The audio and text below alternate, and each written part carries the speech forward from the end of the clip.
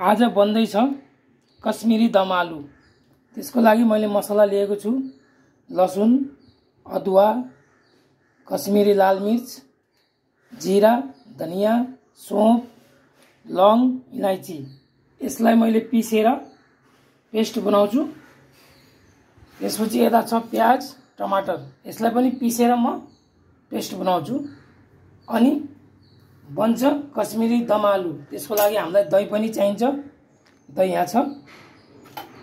अनि बनाउँदै गर्दा म भिडियोमा सबै देखाएर बनाउने छु। भिडियो चाहिँ सुरुदेखि अन्तिमसम्म हेरेर हजुरहरूले साथ दिनु होला। यो तेल आयो कश्मीरी दम आलुको लागि।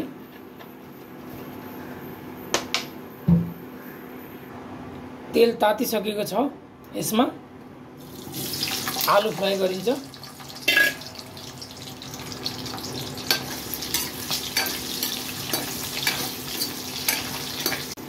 यसरी यो सब्जी बनाउनको लागि, कश्मीरी दम आलु बनाउनको लागि यसरी लाइट ब्राउन बनाइसकेपछि आलुलाई तेलमा रोस्ट गरेर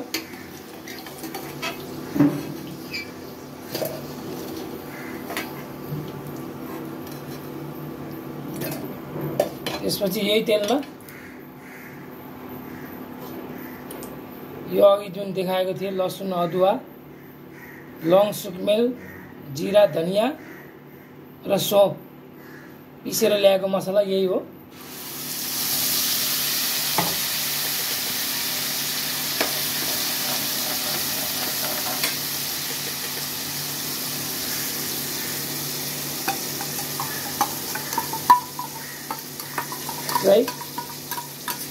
तेलमा राखेर मजाले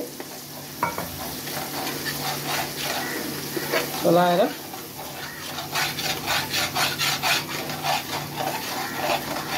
पाक्न दिने। यो हल्दी पाउडर,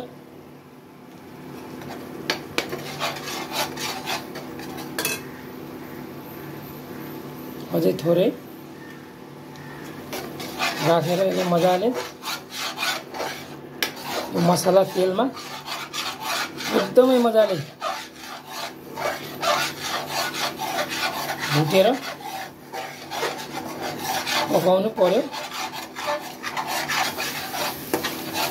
यो जुन मसला छ तेलमा चाहिँ यति पकाउनु पर्छ कि पाक्दा पाक्दै यो मसलादेखि तेल अलग होस्। यसरी देखिएको छ नि तेल। यो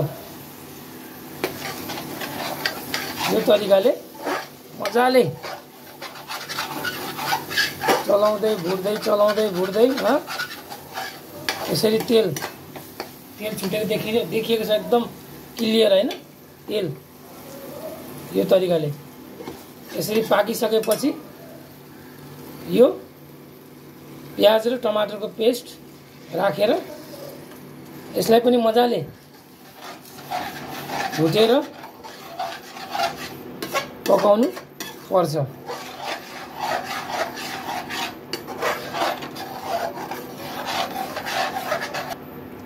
कश्मीरी दम आलुको लागि यो दही पनि जरुरत छ। तर यो कश्मीरी दम आलु जुन बन्दैछ आज सब्जी, यो चाहिँ मेरो स्टाइलमा हो। यसमा टमाटर र प्याजको पेस्ट जाँदैन, खालि दही जान्छ। टमाटर र प्याजको पेस्ट चाहिँ मेरो स्टाइलमा आफ्नै तरिकाले पकाएको भएर मैले यसमा टमाटर र प्याजको पेस्ट राखेर बनाएको हो।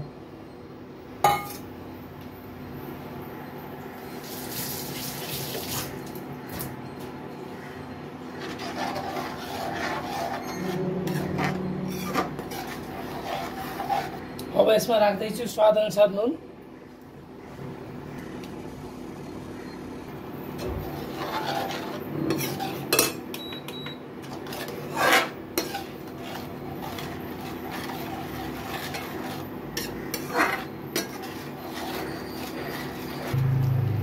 अब आफूलाई यसमा चाहिने जति रस राखेर मजाले पकाउन सकिन्छ। यो कश्मीरी दम आलु यसको मजा अहिले आउँछ खाने बेलामा। यो कुकिङ र इटिङ, यो बनाएको र खाएको भिडियो चाहिँ एकैसाथ आउँछ है। यो कश्मीरी दम आलुको सब्जी यसरी पाकिसकेपछि तेलमा रोस्ट गरेको आलु अब यसरी राख्ने, सर्लक्क राखिसकेपछि एकछिन चलाइदिने।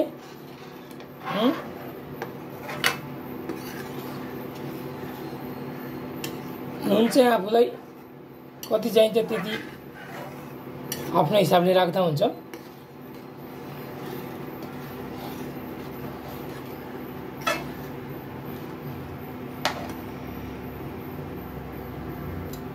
यसलाई तेलमा रोस्ट गरेको आलु राखिसकेपछि एकछिन चलाएर यसरी ढक्कन लगाइदिएपछि मात्र 5 मिनट पकाइदिएदेखि एकदमै पर्फेक्टसँग यो रेडी हुन्छ कश्मीरी दम आलु।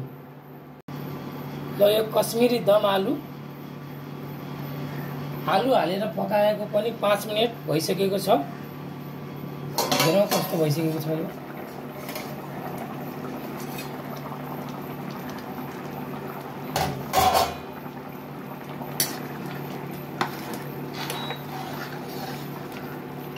ल यो कश्मीरी दम आलु एकदमै पर्फेक्ट क्लियरसँग पाकेर रेडी भइसकेको छ।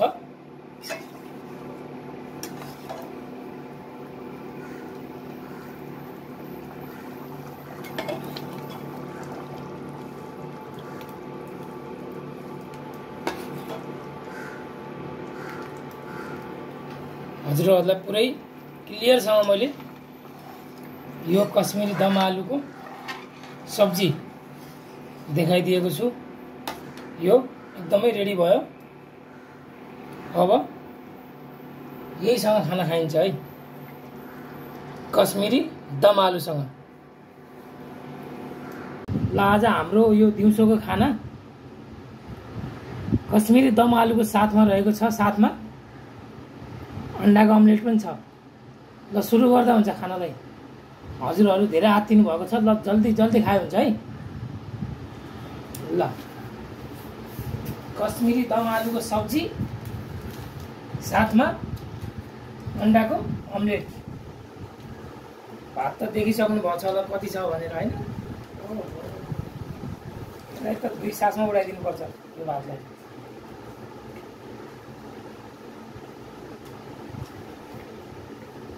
आज चाहिँ एकदमै युनिक स्टाइलको कश्मीरी दम आलु, त्यो पनि मेरो आफ्नै न्यू रेसिपीको साथमा है।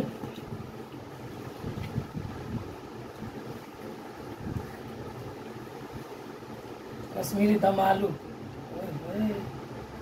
आज अरू दिनको भन्दा स्वाद एन्ड टेस्ट कस्तो छ खाने मान्छेले भनिदिनु पर्यो, बनाउने मान्छेले भन्दा पनि। मिठो छ, मिठो एकदम।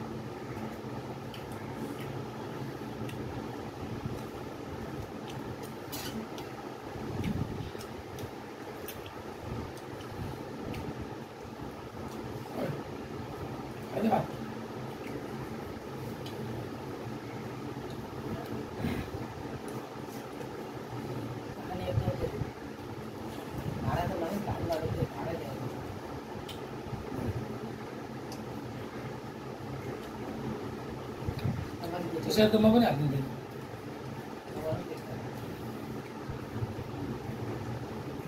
के हुन्छ र भात ल्याएको भाँडा पकाएको भात अनि हान्डी बिरयानी, मटका बिरयानी,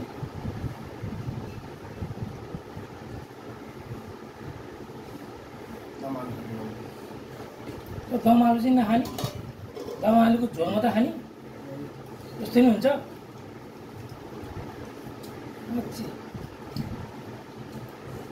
झोल मात्रै मिठ लाग्यो, आलु मिठ लागेन।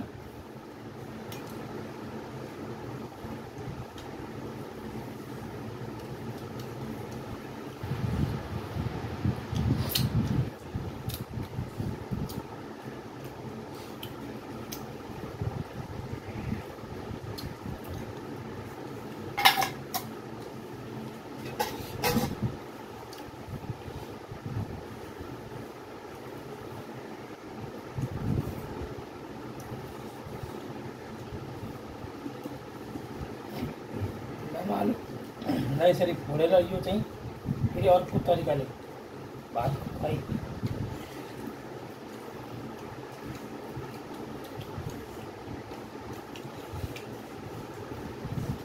यो बढी हुन्न